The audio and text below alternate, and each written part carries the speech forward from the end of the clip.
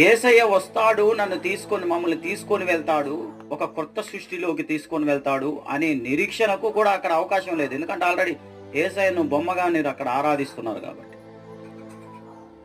అంటే వాళ్ళు ఎవరైనా చెప్పొచ్చు, యేసయ్యను బొమ్మగా ఆరాధించే వాళ్ళు ఎవరైనా ఏమైనా చెప్పొచ్చు, మేము బొమ్మలో యేసయ్య ఉన్నాడు అని.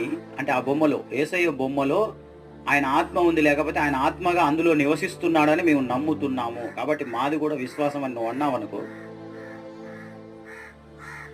అలాంటప్పుడు మనం చూస్తే కనుక వాళ్ళు మళ్ళీ ఆ బొమ్మ దగ్గరికి వెళ్ళాల్సి వస్తుంది. ఏదైనా సమస్య వచ్చింది, నువ్వు పొలంలో ఉన్నప్పుడు సమస్య వచ్చింది, లేకపోతే నీ ఆఫీసులో ఉన్నప్పుడు సమస్య వచ్చింది, వేరే చోట ఉన్నప్పుడు సమస్య వచ్చింది, అక్కడ బొమ్మగా ఉన్న యేసయ్య అక్కడ లేడు అనుకుందాం. బొమ్మలోనే ఉన్నాడు అని విశ్వసించే వాళ్ళకి ఆ బొమ్మ దగ్గరికి వెళ్ళాలి మళ్ళీ.